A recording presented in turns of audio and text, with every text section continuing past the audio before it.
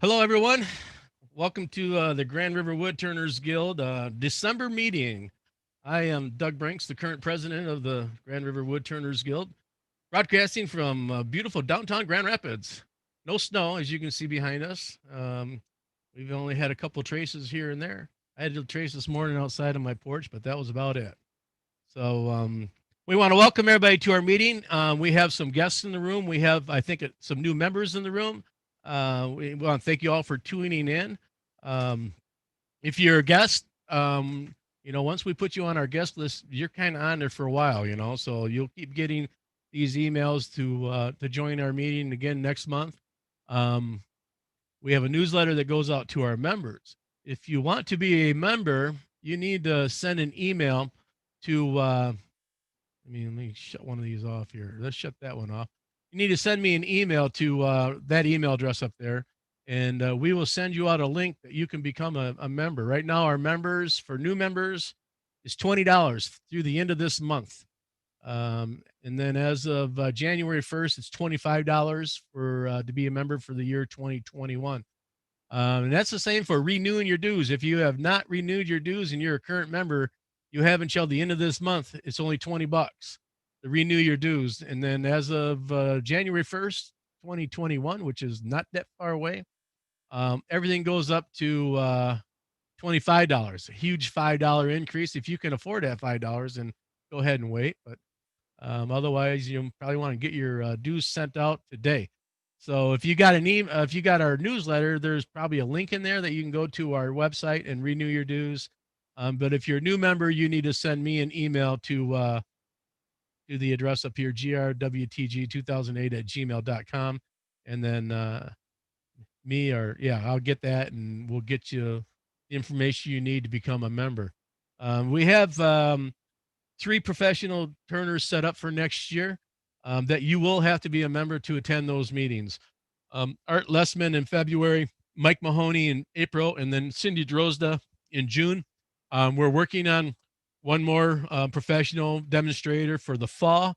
You will have to be a member to join those meetings. We will shut them off to visitors. So that's our announcement on members and guests. If anybody's got any questions about that, speak up and say something, and we can discuss that. But hopefully everybody's gotten the links they need and found where they can renew their dues. Let's see.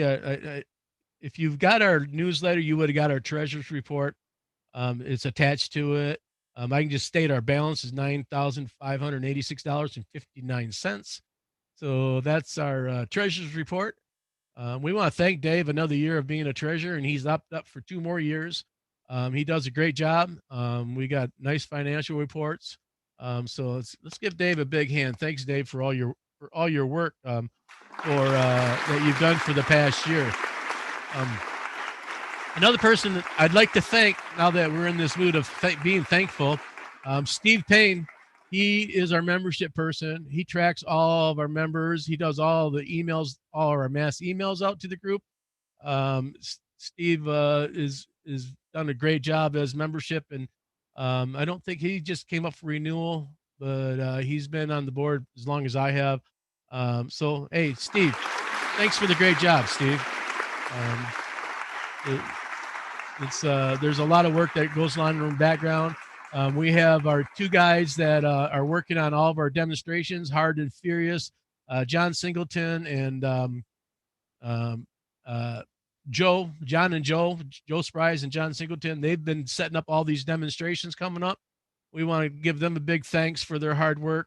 And luckily they're still up for another year, so they weren't able to back out of that job this year. So in another year, we'll have to talk them into staying on. So Tom Peniga is also on the board. He's just kind of everywhere doing whatever we need. We thank him a lot for all his hard work, and I'm probably forgetting someone who's on the board. I can think of one you're forgetting. Pete? No, you. Oh, yeah. Talk about somebody who puts the time in. Here's the man. Jeff and Pete Jeff Vandermeer. and Pete, yeah. Yeah, Pete Vandermeer, and then Jeff Grill, past president's always on the board. So and he's is going to be our demonstrator today. So we thank them, everybody, for all their hard work on the board. Everybody on the board really kicks it up when we need something done and gets all these things going and rocking and rolling. So yeah, it's been a great year. Considering the pandemic and all that, I'm pretty happy with how things have gone. It's been stressful at times to do all these meetings. But you know what? To do live meetings and all that, that's for me, it's just as stressful. So, yeah, this is it's been a tough year, and we probably got another 5 or 6 months of this before we can get back to live meetings, physical meetings.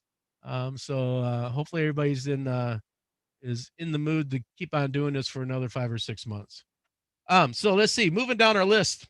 Our demonstration today will be Jeff Grill talking about everything he knows on how he got to where he is, and maybe you can get there too. I think that was what the title was. I haven't read it yet this morning, but that's what he sent me the other day. So that'll be coming up later. But before we do the meeting, I think we're going to go to show and tell first. And so if you got something for show and tell, raise your hand.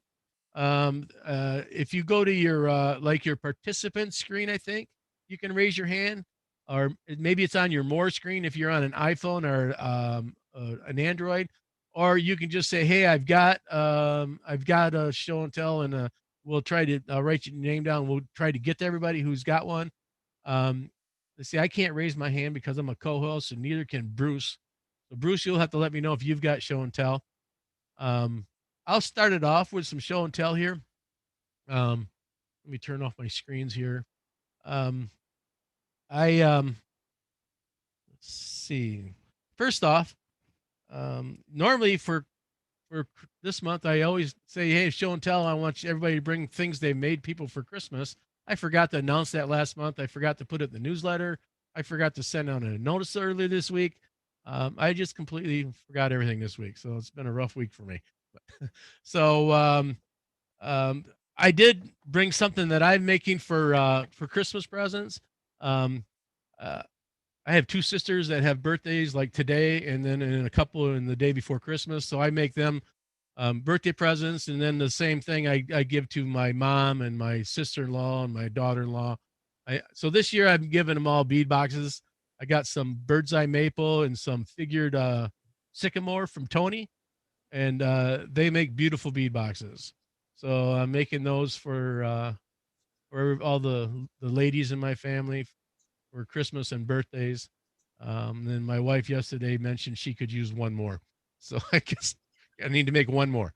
So so that's my Christmas present show and tell. Last month we had Phil Irons in, and he did the square live edge turning. I have one of those that I started, and I have not had a chance to finish it. But this was a piece of cherry that Dave Curley gave me a year ago, and it was a log with a little burl on it. And at the time, I'm like, I don't know what I'm going to make with that. So then when Phil did his demo last month, I decided, oh, I can make that with it. Fortunately, I don't have the back done yet. So that's another one of the projects that got away from me this week. So I wasn't able to finish it, but that was our club challenge for this month, is to make a live edge square turning.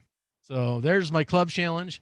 And then Tom Peniga has a huge amount of silver maple laying on the ground at his house. I went over there to get some, I think after our last meeting, and he had a burl laying there. And I said, surely you don't want somebody to take that burl home? And he says, yeah, I want you to take it home and make something with it. So I took it home and I turned it. I haven't finished this yet either, but I turned my favorite thing to turn, a natural edge hollow form with holes in it, with a negative space. So I really enjoy doing these. I didn't get it finished. Maybe I'll have it finished next month and have some nice pictures of it. But he's got he's still got some burls laying there. They might not be as big as this one was, but he's got some burls laying on the ground there. I was just there yesterday getting some more wood. A lot of this maple he has is figured. It's got a lot of character. So if you want to get some silver maple, get a hold of Tom and head out to his place. And and grab some of that maple he has on the ground. Let me Doug? get to, yeah. Yeah, about 10 people have taken the pickup loads out of there, and you really can't tell that they've been there. That's how big the pile is. So, Yeah, they have I mean, you got tons on the ground, plus you have some sugar maple too if somebody's interested. yeah, yeah. Yeah, so he's got a lot of sugar maple, and like I said, yesterday I went there. I thought nobody had been there since I was there last, and then he told me, "Yo, there's been a bunch of people here, but there is so much of it on the ground, you just can't tell." So, okay, let's see. Let me find my show and tell because I have some people who have sent me some pictures. So let's bring up show and tell. Okay, now whose show and tell is this? You guys sent pictures this morning. I didn't get a chance to write it down. Unmute your mic and tell us about your stuff here. Whoever sent me this. It's Jim Rosen, Doug. Okay. Yeah, I made these three bowls. I actually have another one. They're black walnut and maple, or curly maple and bloodwood, going right to left. So it was a fun project for Christmas gifts for our two daughters and my wife. So wonderful. Did you send me more than one picture? Okay, there's another picture of it. That's the bottom of it. Yeah. Okay. Yeah. Oops. Okay, now I'm past it. So, all right, nice stuff. Whose is Thanks. this? This yours, Jeff? Yeah. Tell us about your piece here, Jeff.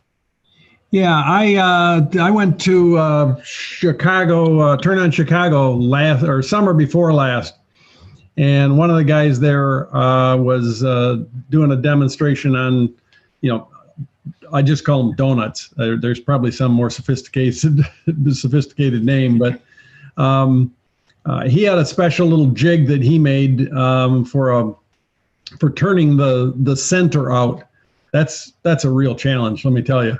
And so I tried to come up with some little L-shaped pieces that I could put on my cold jaws to hang on to it. That didn't work so well. And I know Don Doyle has, and I've since ordered a set of those. But this is just my first pass at trying to come up with something to do with it. I'd found a piece that was done out of granite in a gallery up in Northport, up by Traverse City, a few years ago, and sketched something out of it. And I have since come up with the idea of tilting things and doing it out of two different kinds of wood. It's not granite. I just use that granite-like paint on the donut. So anyhow, that was. So his jig that holds the donut, the turn it, does it hold it away from the chuck so he can get around from the middle to the back? Yeah, flip it back front to back, and it only works for whatever the size of the thing that you're doing. Okay. So that's what makes it so darn difficult. Is like, okay, I've got an 8-inch piece, but I really want to do a 14-incher. And so you have to build another whole jig, and it fits on a vacuum chuck, and I use a vacuum chuck, but that made me nervous, the idea of trying to hang on to something like that. So I just came up with this, still looking for a good alternative, because it's kind of a fun piece. Yeah, nice. All right, let's see. What do we have next here? Who has this piece? This looks like that's mine. So what do you got here, John?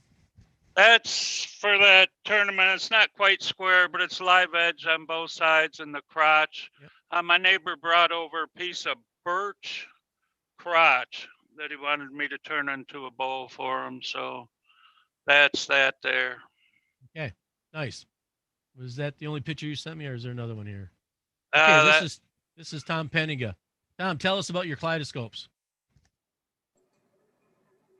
These are made from craft supplies. They call them an Kaleidoscope, and they're really easy to make, and they're really high quality. And I gave them to all the kids in the neighborhood.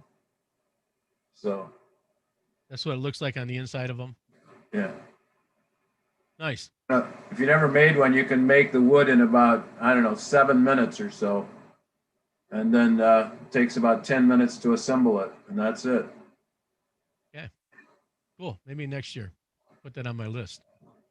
Okay, we got the yarn bowl. Who sent me yarn bowl pictures? That'd be me. So I had a commission for a yarn bowl. This is Aaron? Yeah, this is Aaron. Oh, I see now. Okay. Yep. So I had asked her if she had any preference in wood, and I thought I had some cherry from over this last summer that was wet still, and I didn't. So I grabbed a piece that's been on a shelf and quite dry. So there's a little bit of tear out on the backside of the inside of the bowl. I couldn't get a good scraping with the hollowing tool, but otherwise it came out quite attractive in my opinion. And, my wife said it was too big for a yarn bowl, but when I talked to the customer, she was happy with it. So did they request the letter S? Yes. Yep. Cool. So on my website, I take custom orders, and this was one of them. So nice. For the S, basically I'll use like a Dremel with a little ball gouge type thing, and do a light pass, and then each pass I just gradually go thicker or deeper, and then until I finally get the full cut through it, and then you just widen it out. If it's wet, you want to do it like give it a day or two for the bowl to dry a little bit, do your letter, and then probably give it about like a full week of drying, and then do the final cut for the letter, because otherwise the sides wind up kind of binding together a little bit as the bowl dries. Nice. Okay, let's let me get back to my screen here, and we have some hands up. Let me find my my list, and let's go to Ken Blaine. You're on, Ken. What do you got for us? Your mic is off. Okay, there we go. Just part of the challenge from Phil's demo. Your mic's off again. How about now? There we go. Now it's on. Okay. Yeah, from last month's demo with Phil, had one of those blocks of wood that you just never know what you're going to do with. Been sitting on the shelf for about 4 years, and after the demo, says maybe that would do. So it's a live edge, but it is only on one side, and that's why I was kind of wondering what we were going to make out of it. But anyways, it's I think it's a piece of maple burl. Had a really wild edge on it. Let's see. Yeah. See. Yeah, very nice. That's nice. Okay. That's it. Okay. Next up, we have Ruby. Ruby, you're on. There. No, I'm unmuted. Yep. You are. I was doing some of the regular little Christmas trees that we normally do. And then one of the chaps that was over said, why don't you take them and put them on the ornamental lathe? So this was the first one I did. I mean, basically just cut it with the skew and then put it on the ornamental lathe this way and created this pattern. And it really feels nice to the skin. So then I went one bigger, basically along the same idea. And there. So I thought they came out pretty nice. I've already had a number of orders for them. But I haven't put a finish or anything on them at this point. So just something a little different. The ornamental lathe, there's another name for that, right? What do they call that? Like a rose engine. There you go, rose engine. Because we had some guys in our group, they were making them. I don't know if they ever got those engines made, but yeah. Well, both of mine are homemade. One of them literally is made of nuts and bolts. And then my second one a friend of mine from France was visiting, and he's kind of a specialist in ornamental lace, and he declared it unusable, and he totally dismantled it, left half of it on my table saw, and when he reassembled it, it would do even more than it did before and with greater ease. Nice. I love it. So- Yeah, it's very nice. So just something a little different. Yep. Okay, next up we have Ron Campbell. Good morning. Hope you all are doing fine. Let me do the screen share here.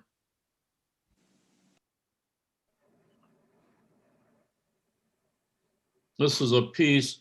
Some of you know I fell and broke some ribs, so I really can't lift anything and put it on the lathe. So I had this piece laying around. I hadn't done anything with it, so I went ahead and played with it. Put some ginkgos in, burned around the edges, liming wax, Hampshire sheen, and texturing. And there's a close-up of the ginkgos. And there's another photo. This was on social media for about an hour and it was sold. It was kind of nice to have something happen like that around the holidays. It's going as a Christmas gift. Did you Very nice. burn the ginkgo leaves on? Yes, I did, Ruby. Yeah, they came out very nice. Yeah, they did. I was quite happy with them, seriously. So, yeah. If I could make one suggestion, maybe try gold leafing them next time. Well, you know, I had thought of gold leaf and or copper leaf and then using patina on them. Okay. Yeah, it is a good idea. I have all of that. And I used metallic paint. Yeah. No, Okay, the effect was quite nice. Thank you. Yeah. And I love your Christmas trees. Saw them on social media or somewhere. I just love them. They're a great piece, Ruby. Thank you. Okay, next up we have Ray Lantinga. Ray, Santa Claus, we call him this time of year. Merry Christmas. Say, I took up the challenge of live edge square. I think my piece, although I didn't finish it, it's scheduled for the burn pile. It unfortunately it checked pretty badly and I couldn't rescue it. So what I have here is another piece. I kind of like doing the square. Let's see. Yeah, pull it back a little bit. There you go. This obviously does not have a live edge. I got to finish the bottom, but I was quite happy with it. What kind of wood you got in there, Ray? This is sapele and maple. Nice. Very nice. Very nice. Yeah. All right. Next up, we have Dave. Dave Bunge. Nope, I don't want to add. I want to replace it. So let me take out, remove that one. There you go, Dave. You're on. What do you got for us, Dave? And I think your mic is off. There we go. Yeah, hi everyone. This is my first meeting. I'm from Midland. I'm excited to be part of the group and really looking forward to some of the demonstrations you have scheduled. Yeah, I've welcome. been turning for about 9 years, and probably most of what I make is natural edge bowls. These are a couple of walnut bowls. They're opposite sides of a crotch from a fairly large tree that got cut down about this time last year. This one is the one I did first, and the sapwood stayed really nice and white.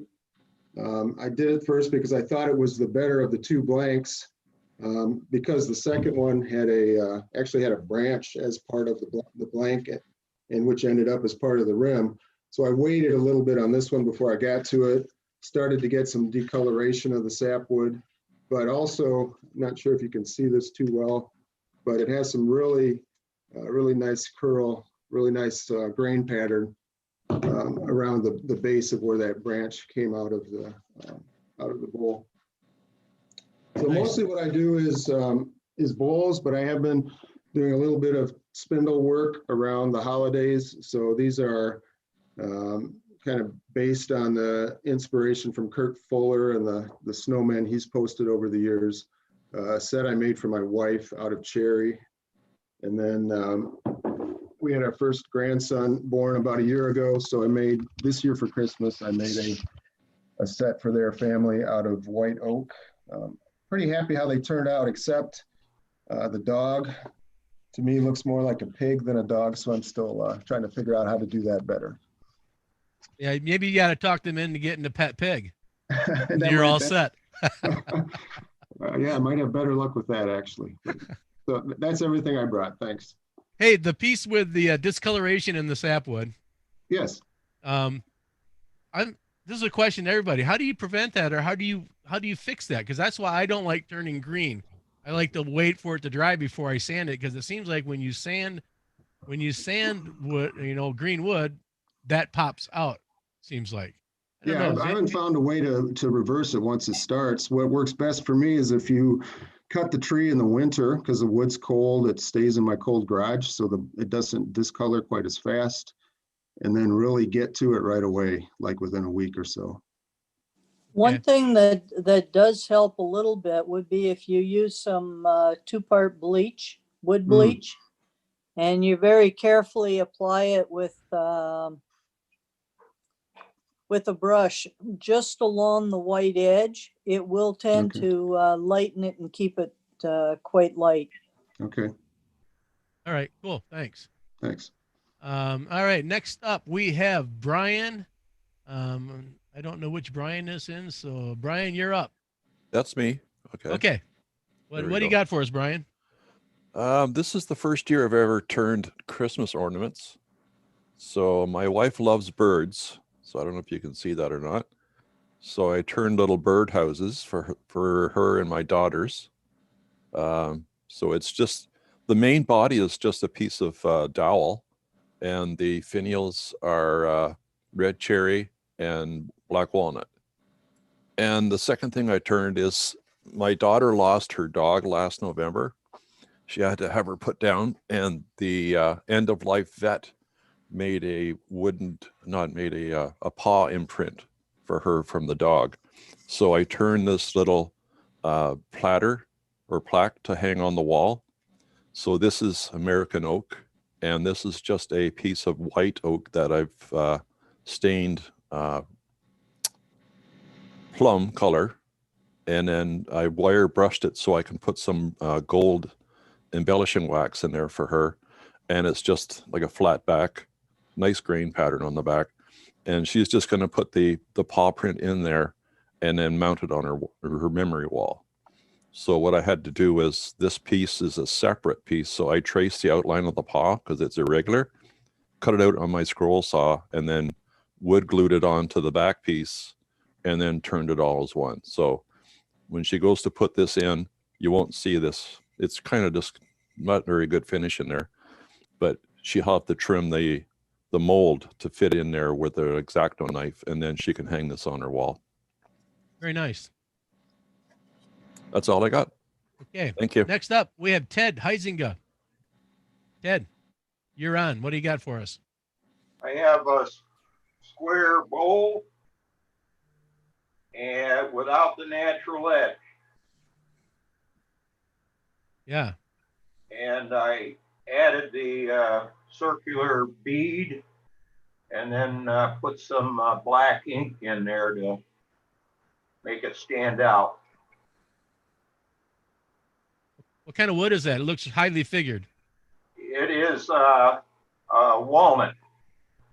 Nice. Now, and I have a recessed for the chuck. And I noticed with these square bowls that you really have to watch chip out. And I wondered if anybody else had that experience, and if you can do anything for them. Maybe add some glue or.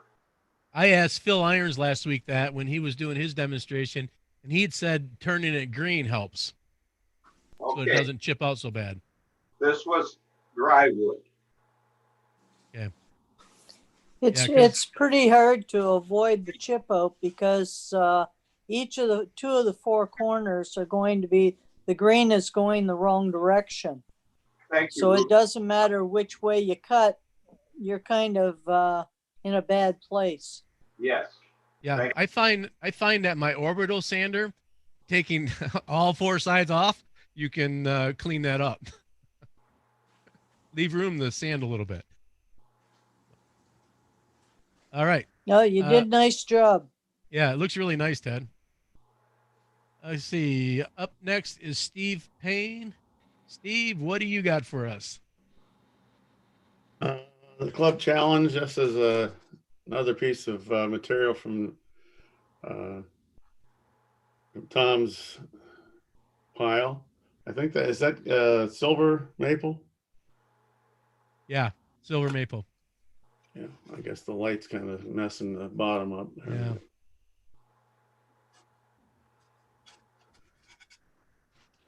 Got a little bit of what they do in there when it dried. So you can see you turned it green. Yes. Kind of cool though. Yeah. You got that nice and thin. Yeah. Yeah, it's about an 1/8 inch. Wow. Also, I had a little reminder that it was square and not round. There's my knuckle after I got it. Ow. Ow. Or it got me, I should say. Okay. Does anybody else have any show and tell? Raise your hand or say something if you if we haven't gotten to you yet. Doug, I got something I can share. Okay, go ahead. For the poor folks that came to the West Michigan wood turners, they've seen this already, but I've been trying to teach myself how to do these fuzzy Christmas trees. And it's kind of interesting because every time somebody shows up at the house, a couple more leave me. So I've probably turned a couple dozen and I only have about 6 left. But and then our club challenge from our November meeting was turning miniature birdhouses, and these are a couple that I got put together. So that's my show and tell. All right. So I think that's all for show and tell. Does anybody else have anything? Anybody else have any comments or questions or comments before we go into our demonstration? I just want to say that we do have some giveaways. I got like 6 or 7 of them that I'm gonna give away at the end of the meeting here. You must be present to win. You must be able to say, "Hey, I'm here." Otherwise, we're gonna move on to the next person and give it away to someone else. So, so hang on out for some giveaways at the end of the meeting. And without further ado, we're going to move over to Jeff Grill. If I can find him here. Say something, Jeff, so you pop up on my screen. There you are.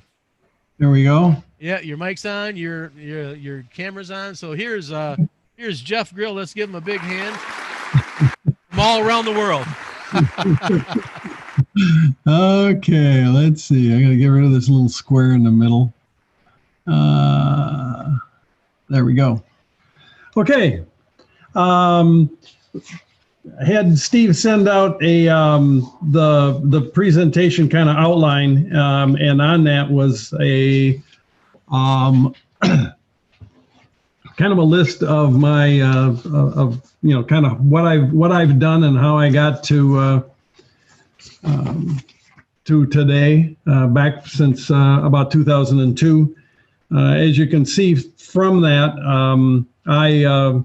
I've spent a pretty good amount of my time in the from 04 to 16 down at Aramont. I'm pretty sure that that Ruby was in a class down there with me, and it's one of the things that has really helped me in my journey without any question. What I won't take you through that, but you can see there's probably another in terms of classes that I've taken. Those are 1-week courses.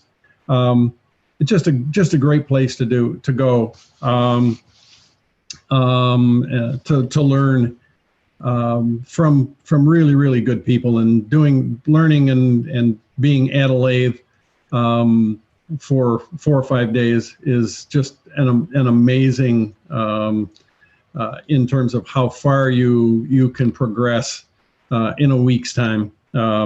It's not cheap. It used to be, I don't know, $300 or something, and plus room and board, and now it's up to 500 or 600 plus room and board. So it is a heck of an investment, and you don't have really anything physical to show from it, other than the 2 or 3 or 4 pieces that you make. But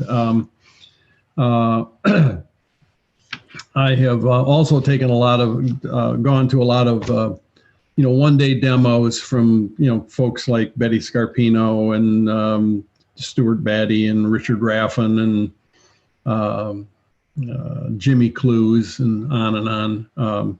So one of the things that I on my presentation points, I talk about the fact that I have been fortunate enough as an architect to have a couple of things. One, I had a reasonable income and basically set money aside to invest in my in wood turning. I chose and worked to be able to do that. It's as you all know, it's an expensive hobby, but it certainly is a lot of fun. I mentioned in the course of the earlier portion of the meeting that sketching was a big piece of what I do. You'll see from when I start showing some of the pieces that I've done, and I'll have some pictures from my sketchbook. But it's and I've been talking about this for a long time to a lot of people. And a lot of people say that they can't sketch like that. Well, I went to college for 6 years learning to draw and solve problems and be an architect. So it's that gave me a leg up. But what I found in wood turning or in my sketching is that what I think is one of the things. There's 2 things that are really important from my point of view in having a little sketchbook.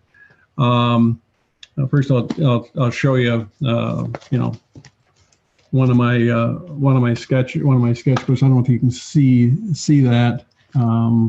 Probably not terribly well. No, not much. I draw. Yeah, you can see it perfectly. Yep. Yeah, I draw in sort of isometric. There's 2 ways of drawing. You can they teach you as an architect to draw plan view looking from the top, elevation looking from the side, and all 3 of the sides. And I use both of those. But the thing that's important, I think, there's a couple of things. One of them is that it helps you visualize what you're gonna do. One of the things I've found that's very helpful in addition to sketching is taking a photograph of something.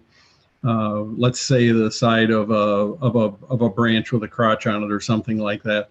And what I do is I take a photograph with my phone, send that photograph to my email, and run a print of it on my printer, come back and use some inexpensive tracing paper. I use this. It's called Ben Fang or something. It's Parchment 100. It's very thin, easy to. Oh, look at that! I've even got one on there.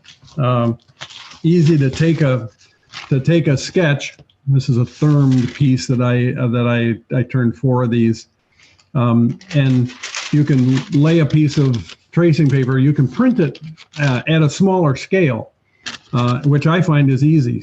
Print it at something that's roughly the size of your fist, and you can draw 4, 5, or 6 different ideas of what you could do with that piece. I still have it. I haven't figured out what I'm going to do. Patience is another thing. I try very hard to make sure that I think that's what I want to do.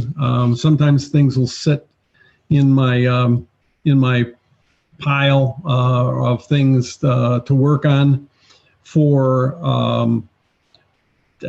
years. I usually will date things. I'll show you. I've got I'm going to flip to one of the things that I do or did. I built a new house about 5 years ago. Boxed everything up from the old house, brought it over, and as about 2 or 3 years ago, I started unboxing some of those things and realized I'd forgotten I even had those things. So came up with the idea of having a. I'm going to show you. Oh, that actually was pretty good right there. Above my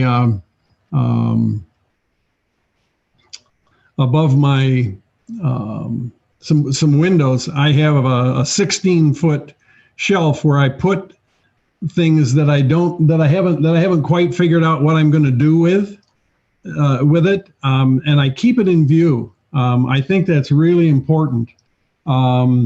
It's been very, very helpful to remind me of something and to see something, and every now and then I'll go back to it. So I've got I don't know, 20, 25 pieces up there. So back to sketching. One of the things that sketches do that I think is most important is it reminds you of what you were thinking about several years ago. I mean, I've got my books back to 2006 when I took my first class down the second class at Aeromont with Jack Schlentz. And you go through those drawings and flip through things, and you'll find something you'll see something in a sketch and kind of go, oh, I remember that. And so it's not that the sketch has to be exact and pretty. It just has to remind you of what you were thinking about and an idea that you had back then. I don't know about you, but I don't remember things like I did 15, 20 years ago. And being able to go back and capture some of those ideas is really worth a lot. Another thing that I've done over the years is buying books. I've always been kind of a bowl guy. And one of my favorite books is this one called 500 Wood Bowls. And it is, you can tell I've got it dog-eared. It doesn't matter where you turn this thing.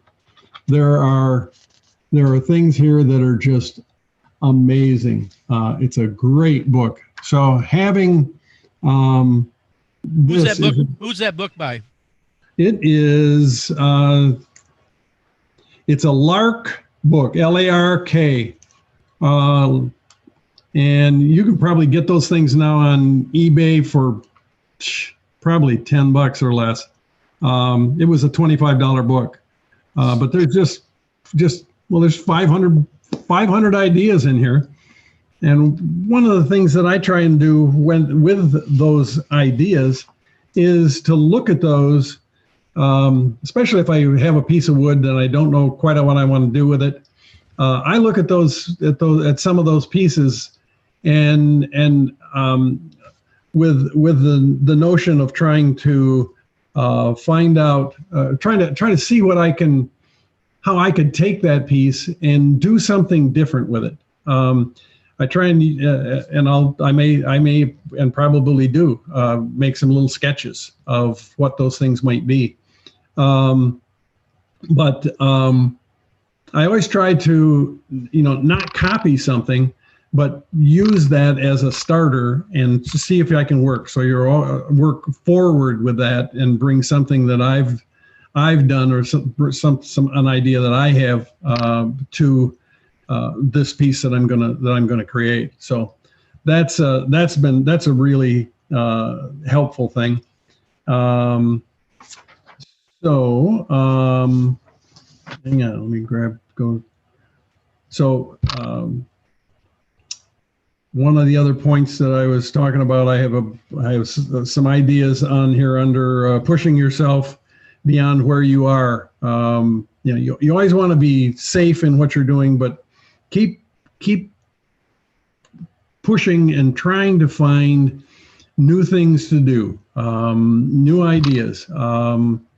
I will show you some examples of some of the pieces that I have and some of the sketches that I've had that relate to those. Let's see if there's anything else here that's before I jump into the sort of examples. One of the things is taking risks. It's just wood. Most of the time, most of us don't work with, like Ellsworth, we don't work with a $200 piece of rosewood. We're working with wood that we got from Tom Peniga. And,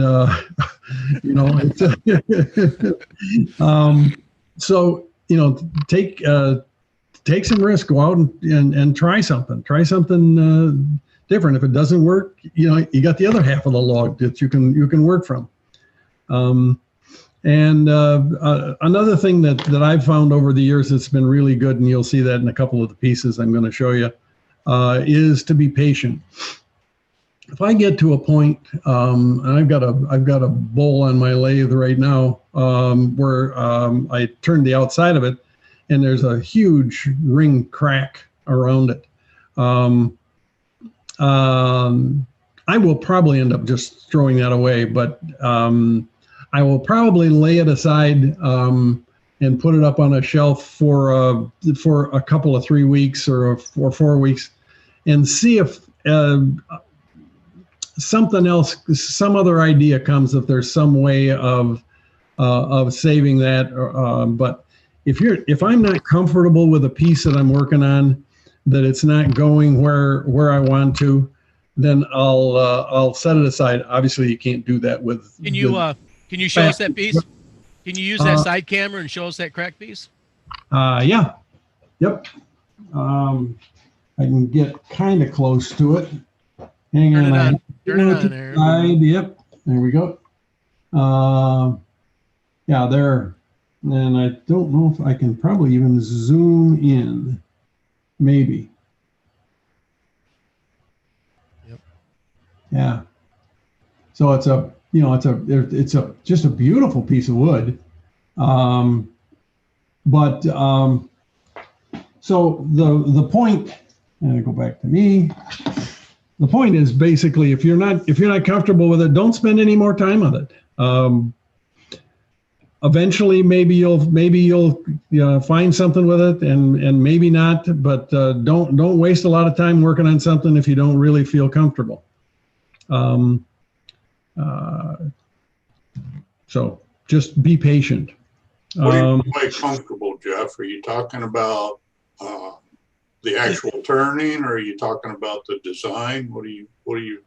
I'm talking about the design. In other words, if you don't see, if you don't, I'm talking. I've over the last few years, I've been a lot more intentional. I don't just turn to for turning sake. I'm turning because I want to do something, and I'm trying to get somewhere. Most of the time now I end up having to invent and try and figure out how to do things and put things together.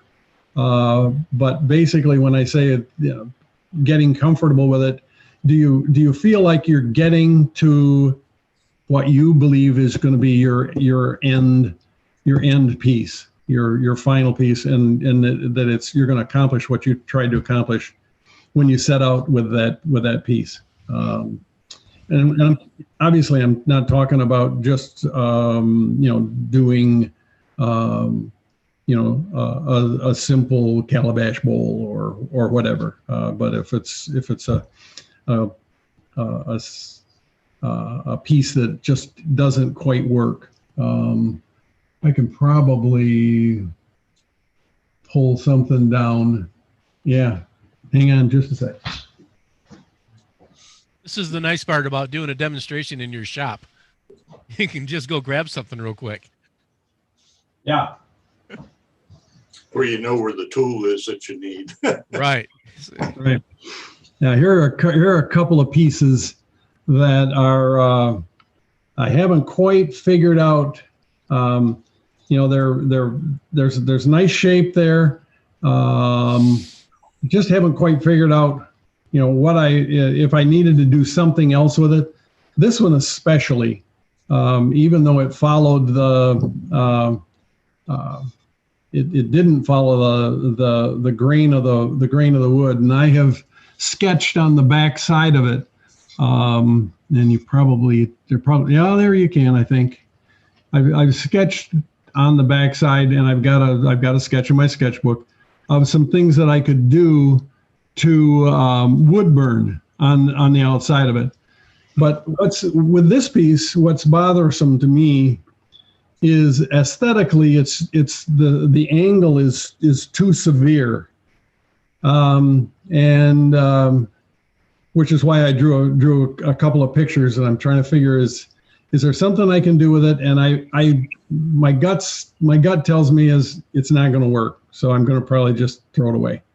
I won't spend the time because there's probably it would be 8 or 10 hours worth of wood burning to do the outside of that piece.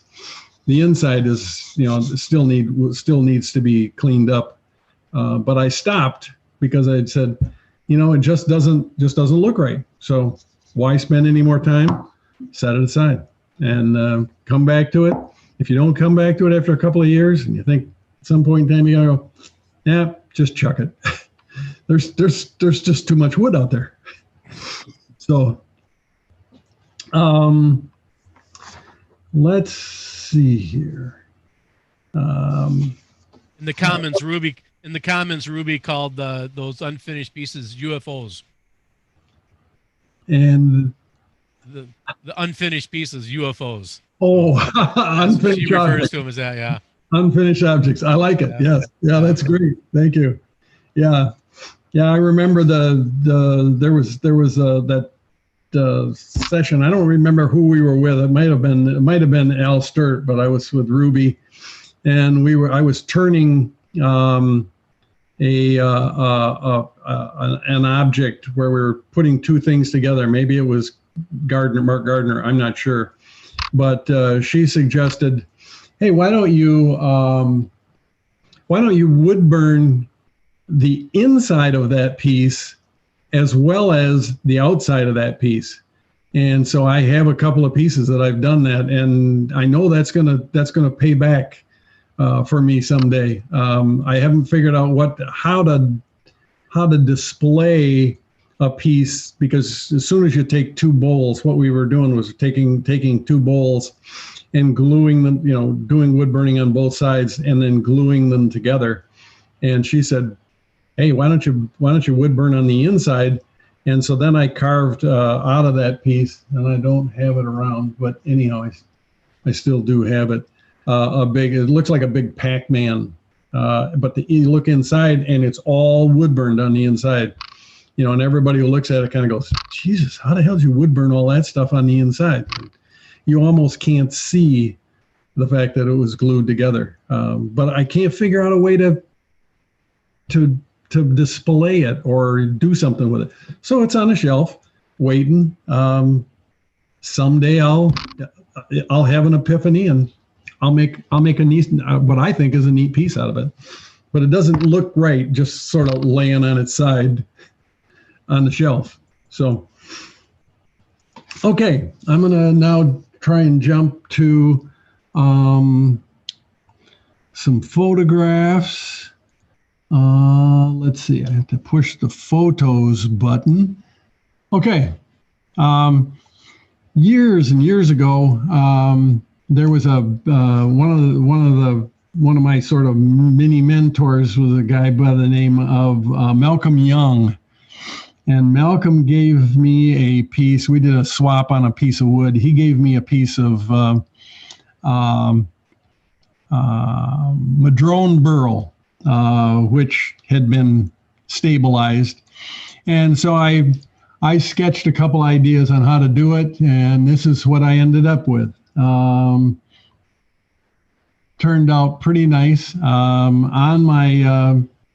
On my sketch, I wrote notes to myself of I had to figure out how I was going to do it, and so what I do is I just go down in sequence and figure out how I'm going to attach it to turn the various 4 pieces, and it just helps me organize and think, because I was trained as an architect, how to you got a cool idea, but you have to be able to build it. So that's what I did. So this is another piece, which was a piece of water oak, which was just a gorgeous piece of wood on the lathe.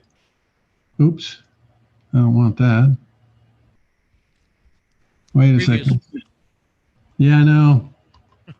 Got my things numbered wrong. Oh man. I didn't run through all of these. Well, okay, let's go back. Sorry about that. Is water oak a Michigan wood? No, it's down in Savannah, Georgia. And it was pretty heavily spalted, but man, it was just killer. As I go through these, you'll see it later on. The piece, as it dried, there was a branch that went through it, and it didn't shrink in the branch, and so it was just really ugly. And so I'll show you what I did later on. Boy, I thought I had these things all. Hey Jeff, can I have you do one thing? Sure. Hit on your little controller there. Hit the button that says Mini Me. Okay. There you go. Now move your camera so we can see your face. And then we can see you talking about this stuff. Okay. Yeah. Gotcha. Yeah. Somehow that camera's not on you anymore. Yeah, I know. Move the. I know, because it's other camera. There we are. Okay. Then you want mini. All right, get rid of the Mini Me. Hit the Mini Me again. It's not working. I got in the lower left-hand corner. I've got this fuzzy thing. I know. It's supposed to have you in there. It doesn't have you. Yeah, I want to turn it. Yeah, it's got I want to get that side camera off. Yeah. Turn that Mini Me back off. If you hit it again, it should turn it off. Mini Me on the controller. Yeah, I've hit it twice. It doesn't turn back off. Oh, great. Now I wish I wouldn't have done that. Looks like something's in front of the lens. Yeah, I know. It's the same lens we're looking at now, though. That doesn't make any sense. Yeah, no, it's not the side. Okay. I wonder if I'm gonna. I don't know how to get rid of that. We didn't plan this. I yes, check right. that out. Yeah, right. How are you gonna do that? So right now it's looking at the side. Yeah. Huh. And I don't want to, there isn't a top one, so I'll go back to me. We got that. Yeah. All right, well, I'll go back to your photos. I'm going to hit Mini Me out. That's what I wanted, yeah. I got Mini Me out. Yeah, that's what I wanted. Now go back to your photographs. All right. Now I'll go back to photos. And, okay, this was a piece that I had in Art Prize 8, I believe. And it was it was about kind of social justice, and so what I and racial inequity and that sort of a thing. So what I came up with on that was an idea which I did way back with Jack Schlentz. We had taken two pieces of solid wood and cut on a radial arm saw. Every half inch, we cut parallel lines in both directions, so you had little sticks turning, up.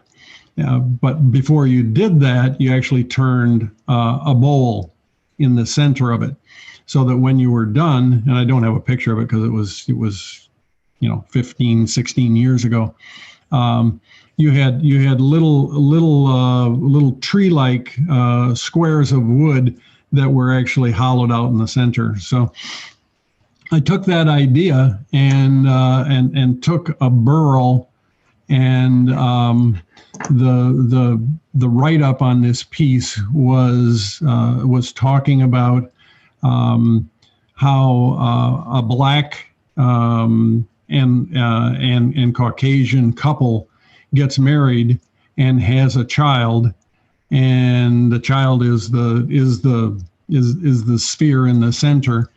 And it talked about how it took us, it's taken us 300 years, and we still haven't reached very as a society, we haven't reached real equity, but that how couples can very quickly get past that, and that's become much more socially acceptable in today's world than it was even 20 or 30 years ago. So this was and it was in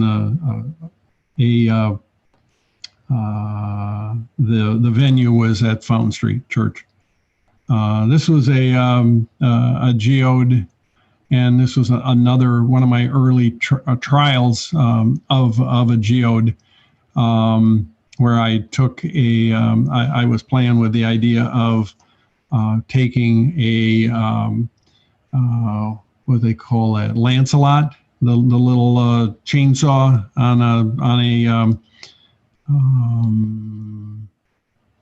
right angle grinder. Yeah, on a grinder. Yeah, on an angle grinder, and so what I did. This was done in two pieces and glued together.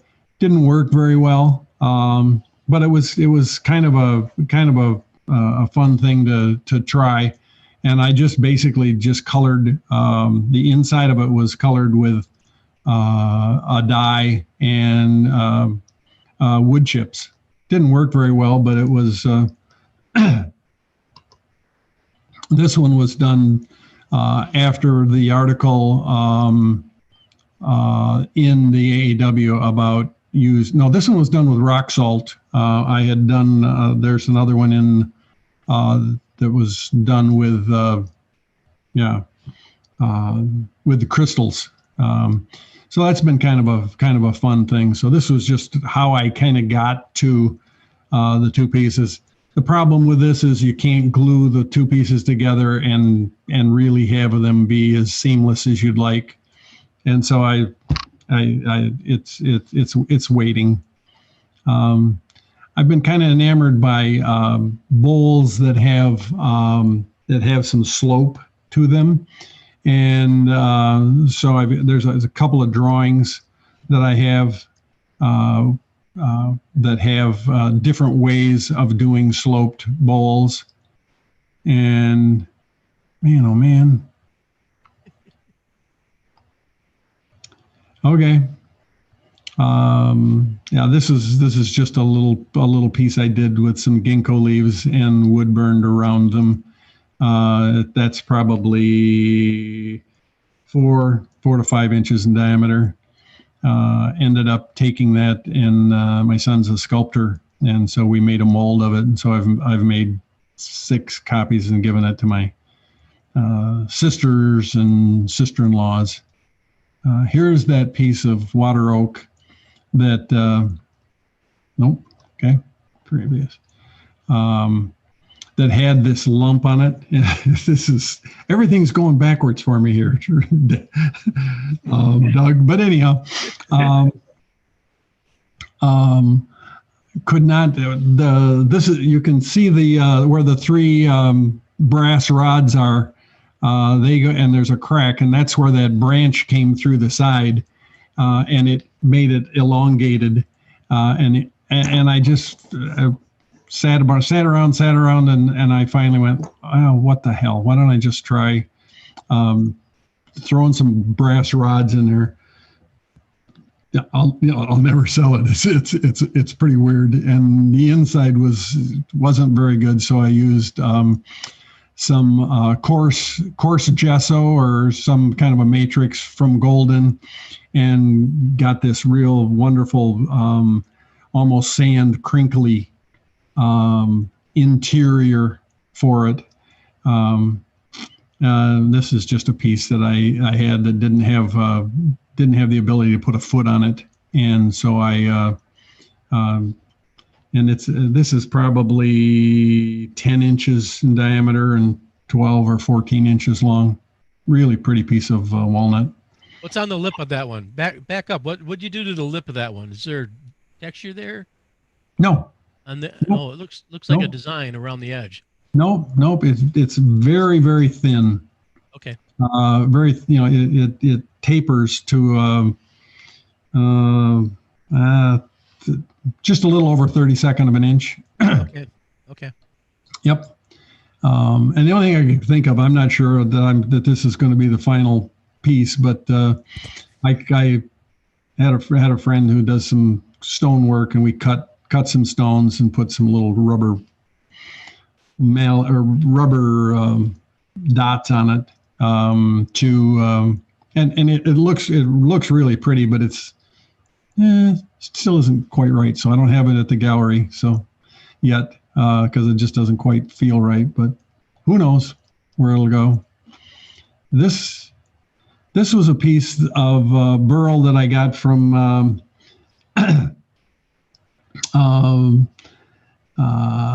Ted Lubbers, and he gave me a burl, and he said, I love your work. He says, if you make a bowl for my wife, he says, you can have it. And so I cut this thing in half and did a really pretty, I think this is an ash burl. Elm burl.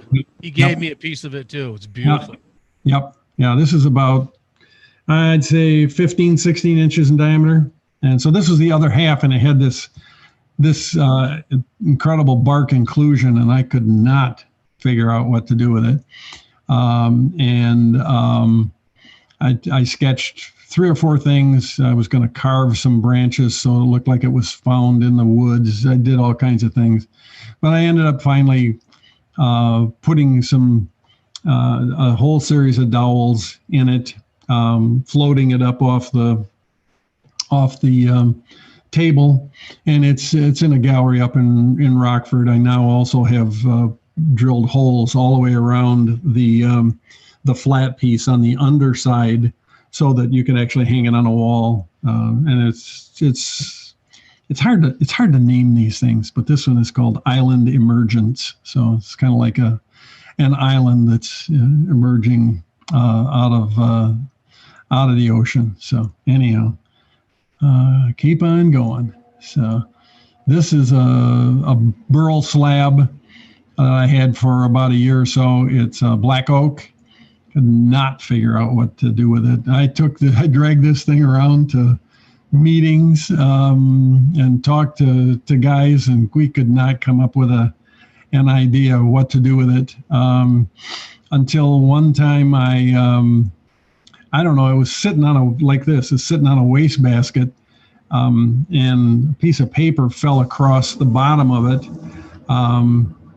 I realized that it looked kind of like the lower peninsula of Michigan. So I ended up doing this piece. I had sandblasted the side of it, had to cut off a little piece. and I'm going to zoom in. So I painted all the major rivers in this and the big lakes on the face of it, and then put a compass rose basically where the tree grew. And there's a big quite a an interesting statement, and it's mounted on a it was gonna be for art prize this year. There was a statement about how Michigan, the idea was that Michigan, this was called Michigan emerges from the Ice Age. And I did some research and had cut into the back with a laser that Michigan or that mastodons appeared here about 12,000 years ago, and then the Indians, the American Indians, showed up 500 or 1,000 years later, and the first American, or the first Caucasians, showed up in about 1600, and then we made it a state, and there were a bunch of other little things that,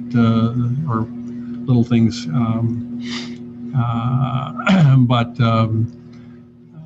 the basic gist of it at the bottom was that since in the last in less than 500 years, the Caucasians have basically destroyed not only the mastodons but the planet environmentally. So sometimes I do let my opinions leak into what I'm doing. So this was a piece I did with Graham Priddle. And it was kind of fun because you started with a block of wood, turned the inside, the hollow first, and then cut it away with with a bandsaw to expose.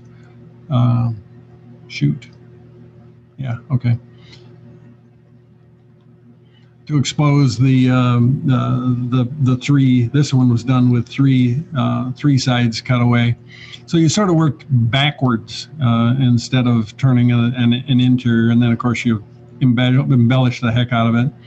I ended up putting copper foil on it and putting a patina on it, and really was kind of a fun project. That's totaled probably six inches across from point to point. I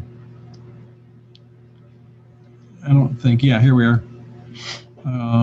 There was a piece, this is a sketch that I had done, a long time ago, where you can see that I'm kind of influenced by that sort of spherical triangle, that sort of curved sided triangle, and had the idea of putting a kind of a ray of light in there, and then turning a bowl shape in the bottom of it, and so that's what I got out of it at this point, and that's probably 14-15 inches across, and I think that's a piece of box elder.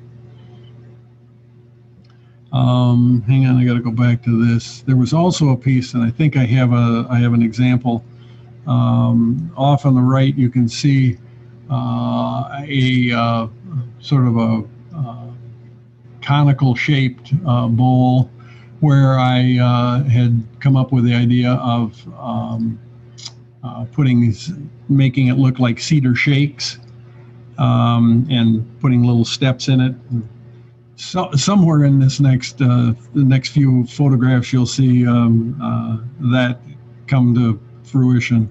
This is one of my tilted bowls. It's one of my favorites just because it has such a wonderful texture on the rim. I it was so pretty. I could not make it any thinner, and I really like it. It's probably maybe 9 inches around and about an inch thick. It's just got a wonderfully balanced and unbalanced kind of look, and the textures are great. I'm kind of big on textures. What kind of wood was that? Was that a burl? No, that's just a piece of oak. Red oak, I think. Yeah. Nice. Yep. Yeah. Nice. Beautiful.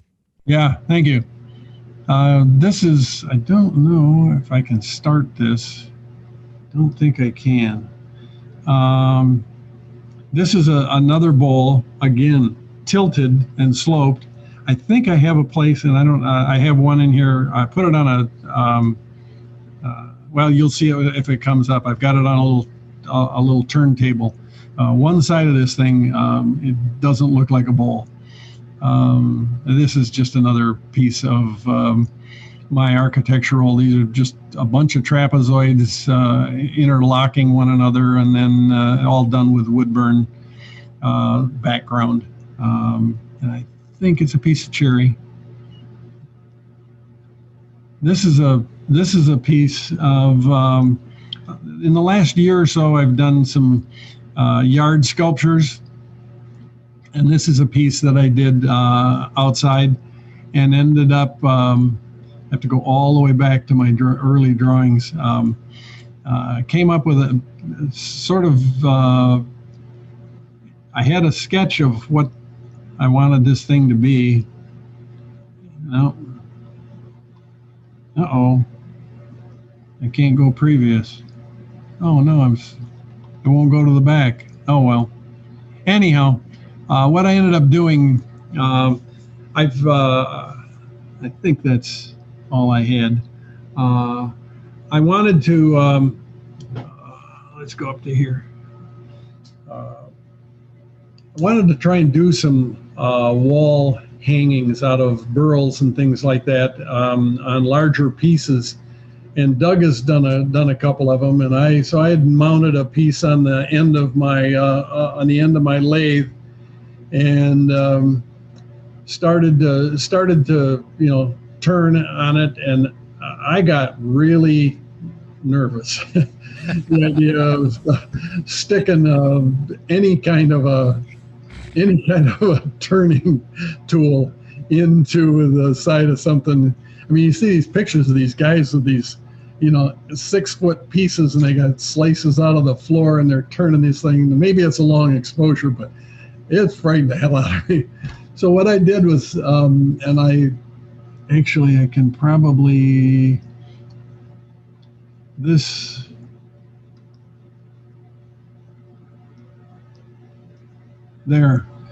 shows it. So what I did was, I had a piece. I had an object I bought from One Way a long time ago. It's called a drill wizard, and you can fasten a drill to it, and you can push the drill into the side of your piece. It fits into your banjo, and so you can drill holes and put 24 or however many holes, put a dowel in it and that sort of a thing. But I love the way that you could approach a piece.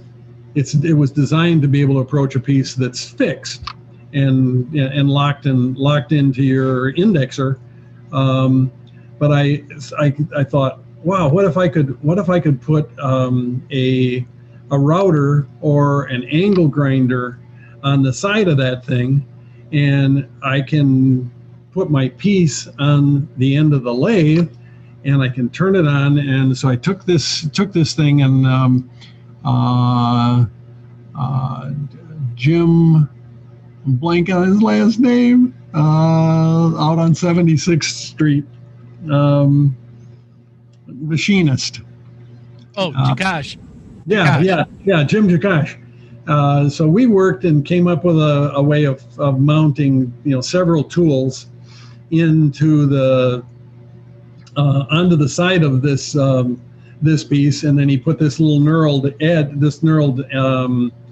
or no, this is just a little plastic piece that I can, or handle, or knob on it, so I can just creep up on the face of the wood, and then I can just take my lathe and I turn the piece, turn it on, whether it's got a V in it or if it's got a angle grinder, and you can see you can mount it in different places, and you can just slowly turn the wood across a fixed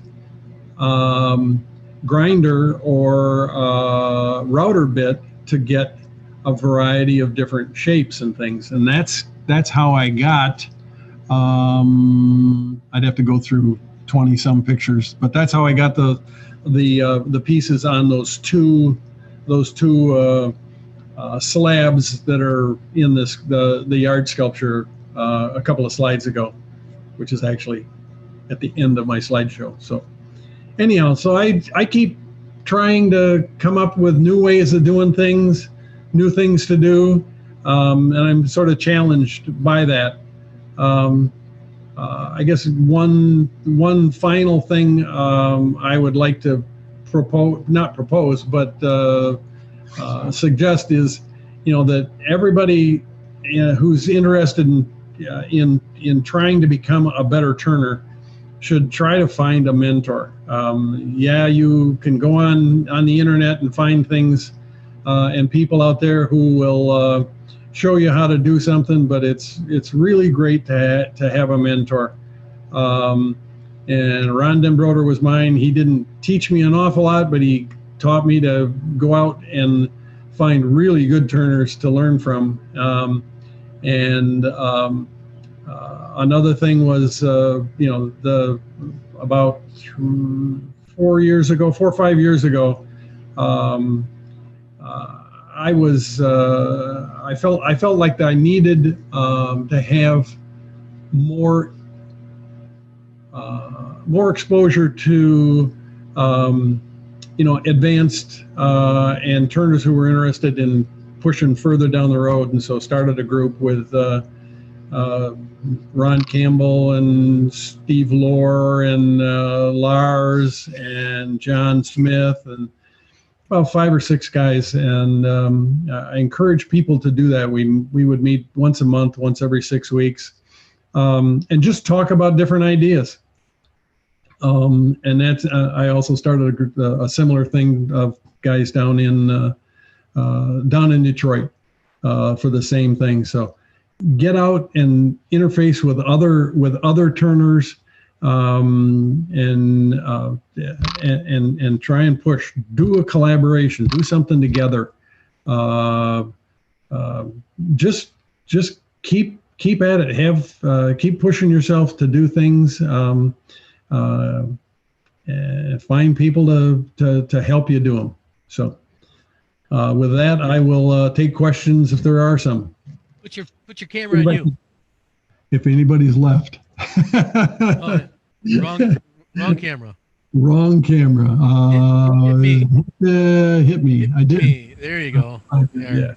Anyhow. Okay. Any questions for? Hey, Jeff, we're all here, believe it or not.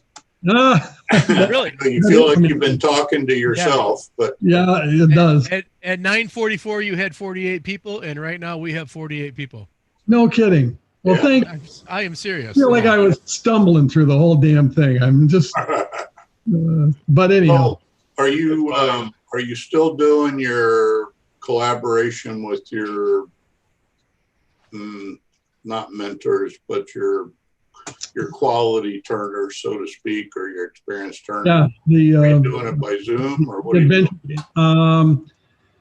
We're not doing. I haven't been down to Detroit all year, and we haven't gotten together with the group with Ron and his and that bunch just because of Zoom or just because of COVID. But I mask up, and I've been out and talked to Ron a couple of times. I've talked with, and I just get on the phone and talk to people. I mean, before I finished the presentation of what I wanted to do here, I I had a 15-minute conversation with Al Sturt and Graham Priddle and two or three other turners who, just to kind of bounce some of the things that I've been thinking about with what I learned from them, and so I keep trying. And I hope we'll get back together. It's and I get together with Lars all the time. So yeah. Yep. So when you were starting out and you were looking for your mentors. Yep. I mean, now I'm kind of relating this because both the Grand Rapids Club and the Kalamazoo Club kind of have this question mark hanging out there. We have mentors, but nobody seems to utilize them. Probably of all the mentors that we have in the Kalamazoo group, I'm the one that gets the most questions. And that's probably because I've taught a lot of people the fundamentals of turning. Right. So go back in your memory, how did you go about setting that up? I mean, was it kind of a formal agreement, or you just hit it off with somebody and you started interacting with them? No, I said our both clubs that I've belonged to in the past always seem to focus on and we're getting a little better in the Grand Rapids Club, but they always seem to focus on beginner intermediate kind of turners with their demonstrations and things like that. And so I think it's probably pretty common around the country, maybe around the world, that intermediate to advanced turners wane away from clubs like that because they don't get the stimulation. They get socialization, but not stimulation. And so all I did was just called up or emailed the six guys in our club that I thought might be interested, who had skills, had good basic skills, and had sort of wanted to push. You could kind of see by the things they did, and I just said, let's get together and talk about if this thing has legs. I'd kind of like to get together on a regular basis. And so, we've done that. The Grand Rapids group has met probably for, Ron can probably correct me, but I'm going to say 4 years, maybe 5. Yeah, and Detroit. Jeff, I'd say you're right. It's been 4 or 5 years. It's allowed. We all need mentors, no matter what level we're at, and it's helped immensely. Not to bad rap any club, but it's made up of a lot of beginners or a lot of intermediates. And I think Jeff's right. Some of the advanced turners leave. I've attended so many meetings this year and noticed the advanced turners aren't there. So I think this is a result of that. And I think the club benefits because most of us have stayed in the club. It has helped me immensely, and I enjoy it. I kind of dropped the ball this year. We didn't really meet much this year, even through Zoom, because this wasn't the most inspirational year for any of us.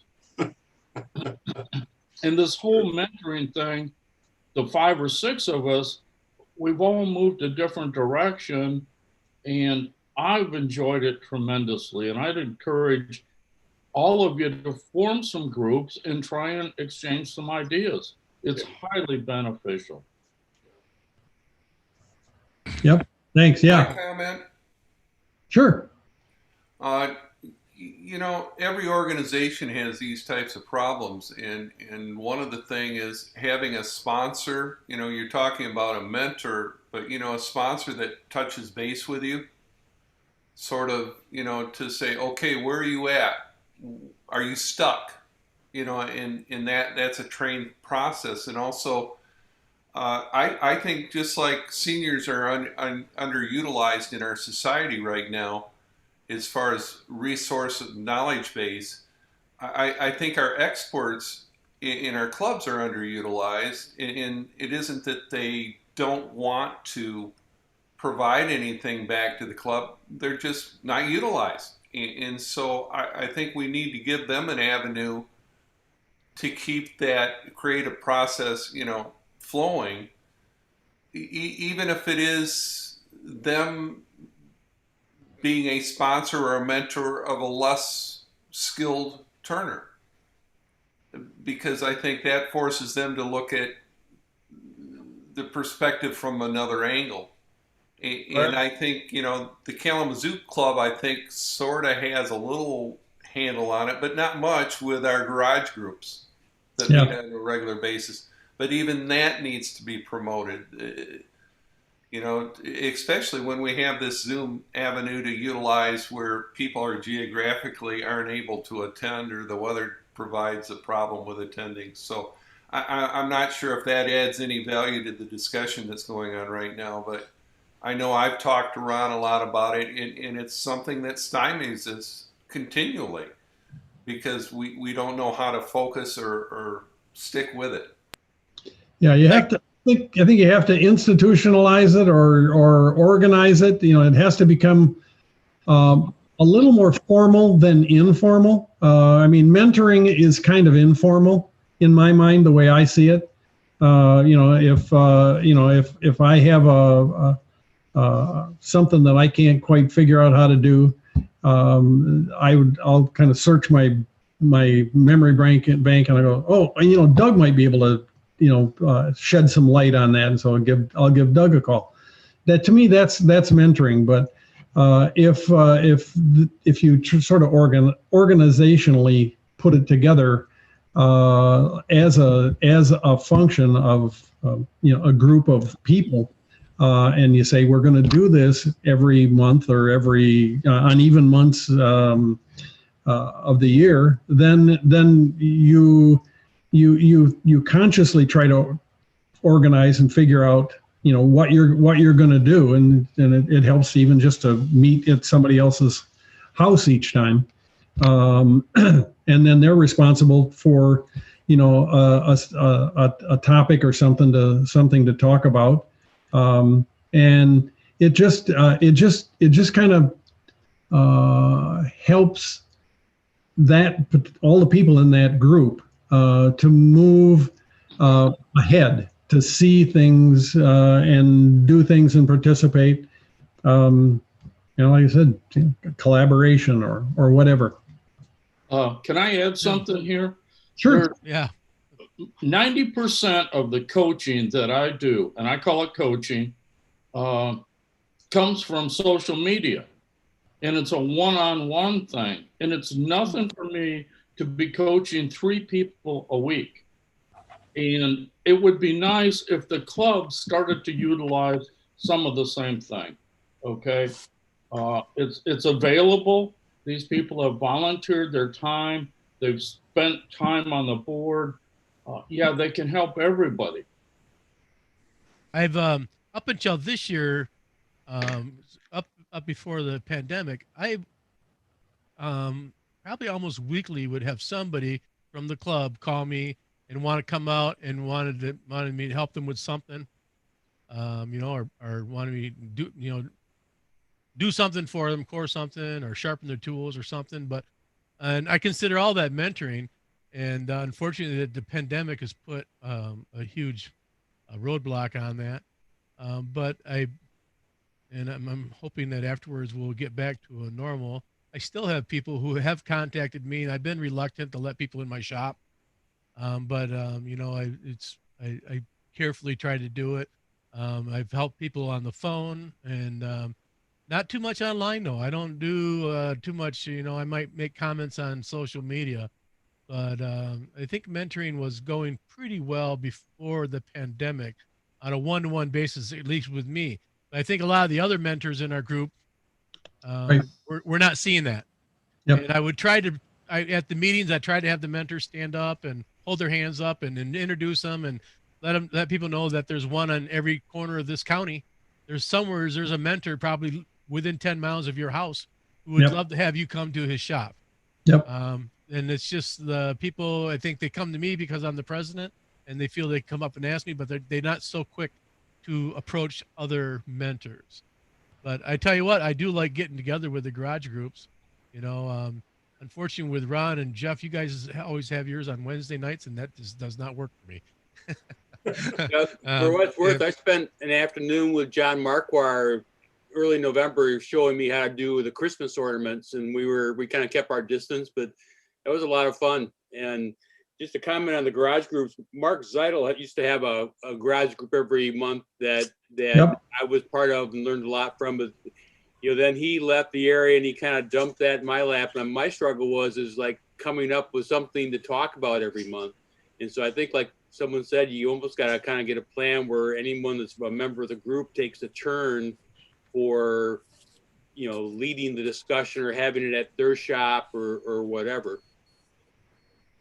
Hey, Doug. Yeah. What we've done at our meetings is we've set up a separate display table for new members or people who just want to have their pieces critiqued. And we approach one of our senior members once a month to be at that table during the coffee breaks, so they can give a little bit of one-on-one feedback between the turner and the more experienced turners in our club.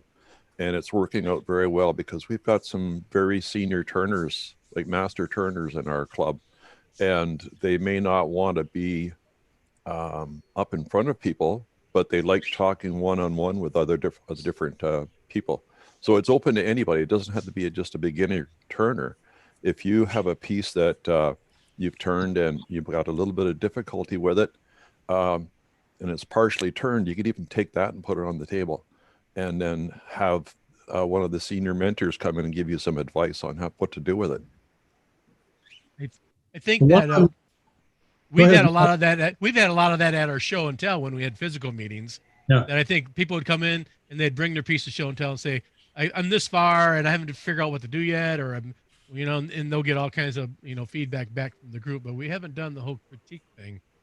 Yeah, we found that some of our new members are a little shy about getting up and show and tell, and this way they can put their items on this separate table, and they're not doing it in front of all the members, and that gets them to be a little bit more open and forward with what they're doing and where they are in their turning journey.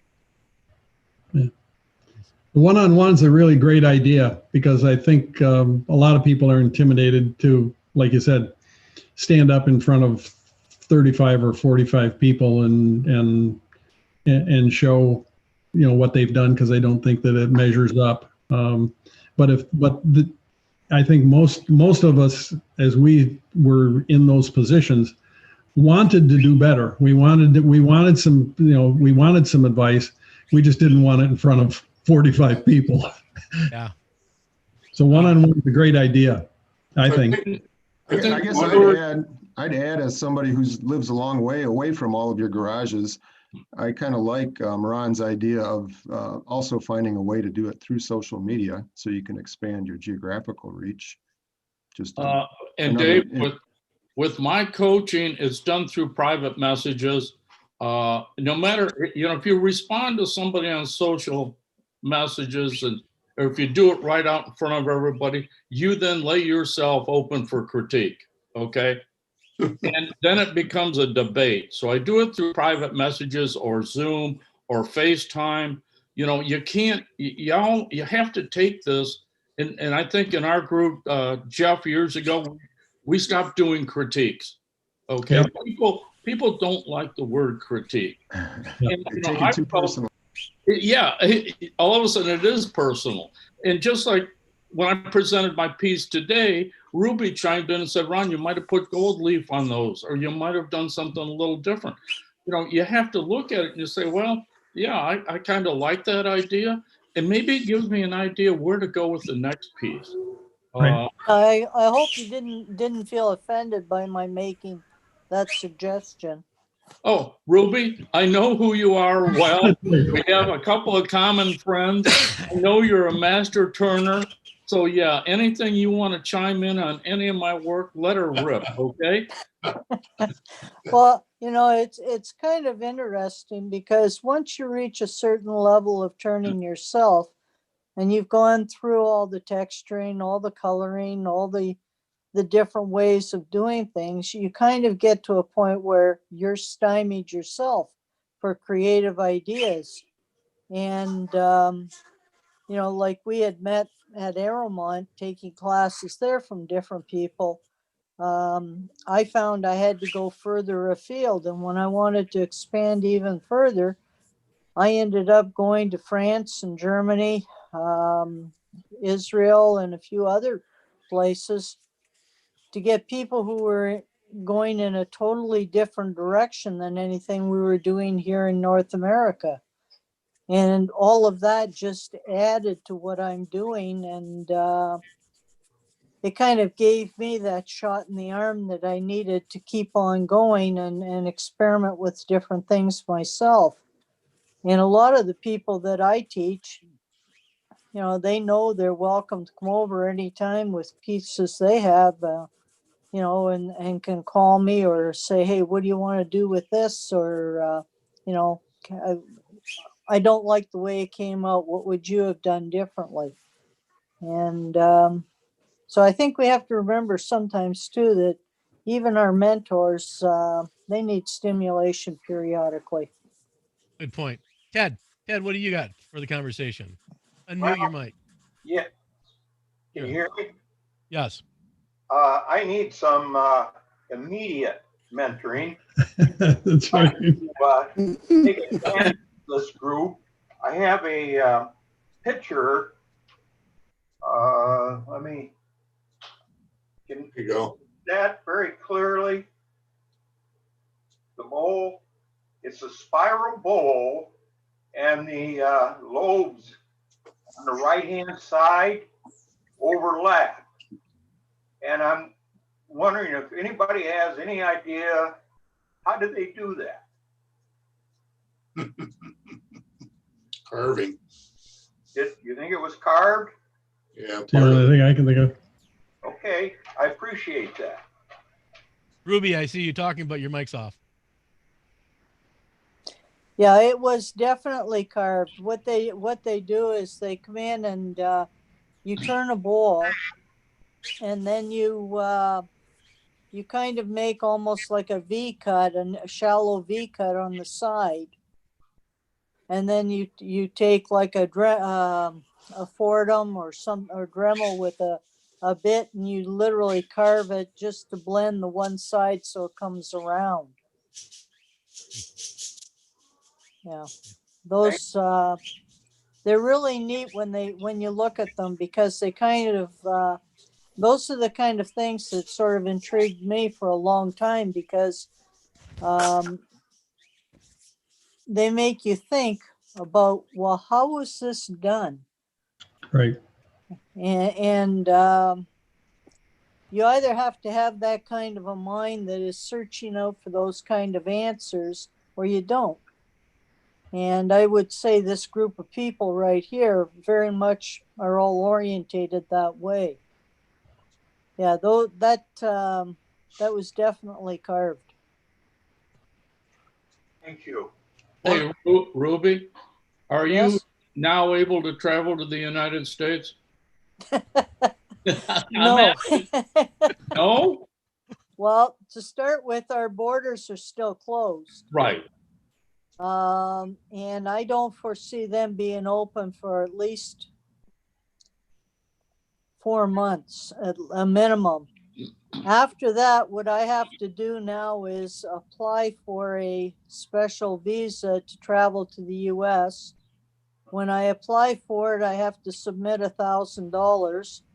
If it comes through, it's only good for 6 months, and then I have to reapply. Makes for an expensive trip. Yeah. Well, all of this came because I taught a wood turning class. Yes, I'm familiar with it. So, I have to be very careful what I do anymore. Well, in June, we'd sure like to see you here at the retreat. Well, I was planning on coming last year, but they sure put a kibosh on that when I tried crossing the border again. Yeah, they did. Hi, Ruby. It's Lana. One of these Hi. days we'll meet, huh? Yep. Well, you know, you'd always be welcome to come across this way. Well, and it just might happen, Ruby. And I got another guy that'll travel with me to make the trip. Well, that's good because he owes me a couple of hugs. Well, then we can take care of that as soon as we open the borders, okay? Well, I could put both of you on a different lathe and all three of us can turn at the same time. That's an accident waiting to happen. Bye, dear. Bye. All right, let's thank Jeff Grill for a wonderful presentation and all the comments really added to it. You know, thanks a lot, Jeff. Thank you, Jeff. It's very well Good. done. Thank you. It was And, good to see you. Good to see you again. Yeah, it's great seeing you. I have some giveaways, so let's